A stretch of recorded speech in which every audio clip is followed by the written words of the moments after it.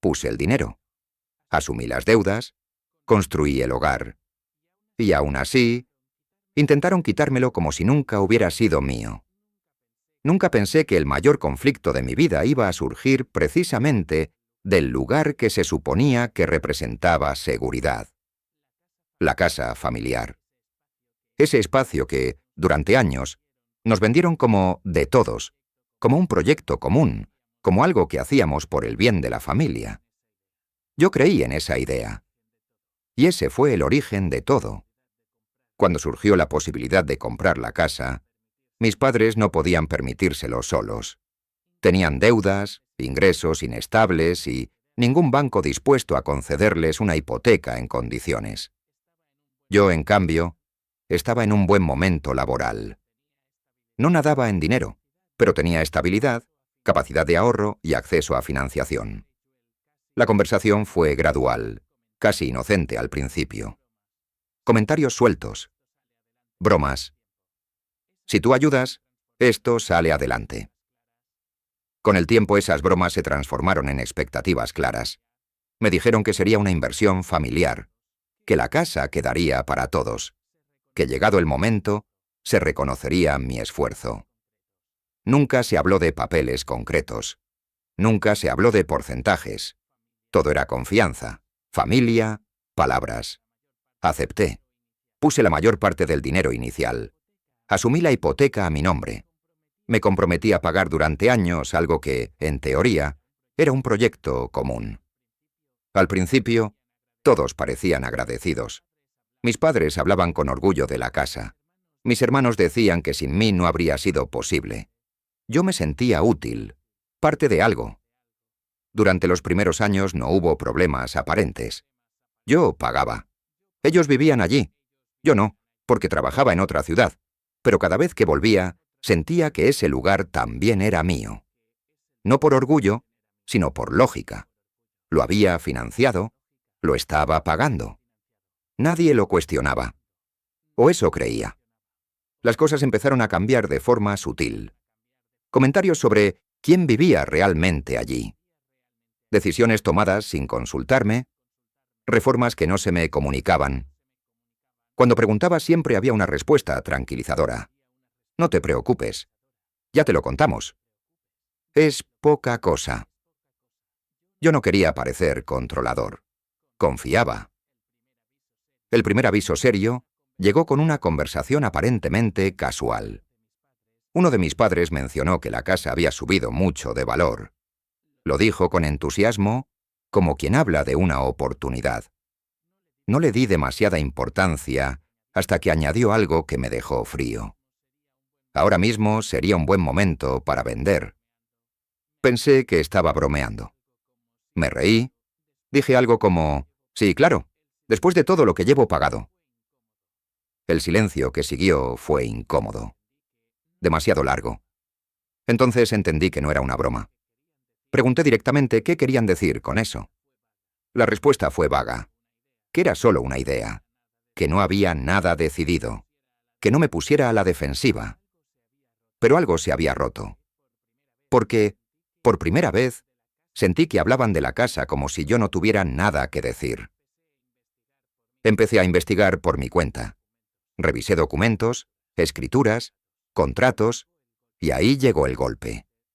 Legalmente la casa no estaba a mi nombre. Figuraba como propiedad de mis padres. Yo era, a efectos prácticos, solo quien pagaba la hipoteca. Nada más.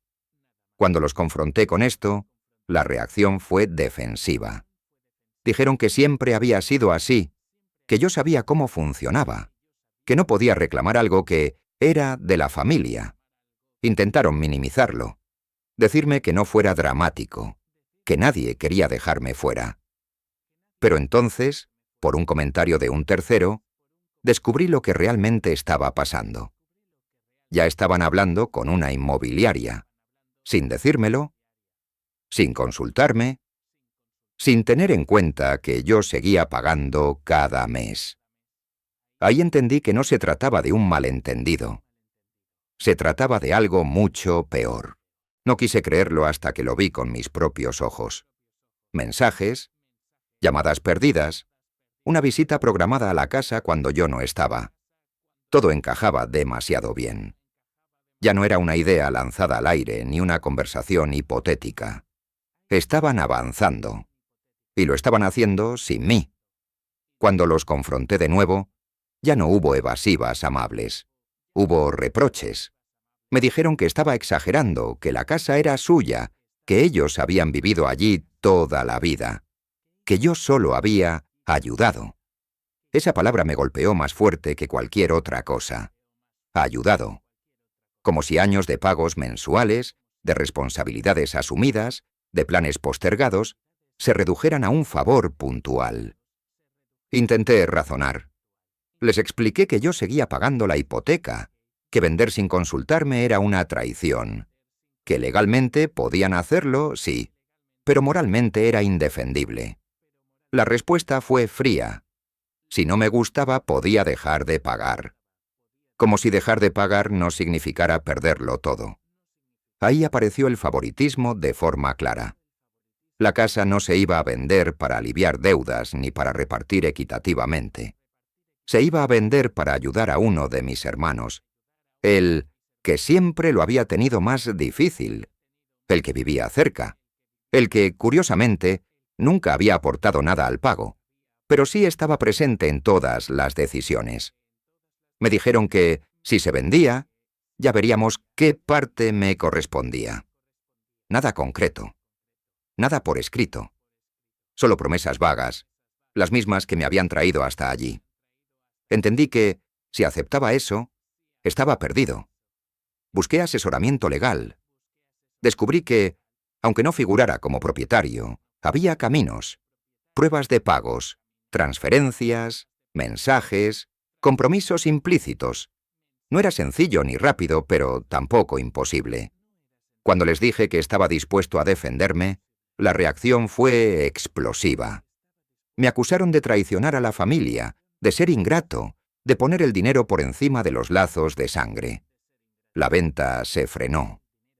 No por respeto, sino por miedo. Miedo a un conflicto legal que podía sacar a la luz cosas que preferían mantener ocultas. La relación, sin embargo, quedó destrozada. Llamadas tensas, silencios prolongados, comentarios venenosos a terceros. Yo pasé de ser el salvador a ser el problema. Durante meses viví en una mezcla de ansiedad y determinación.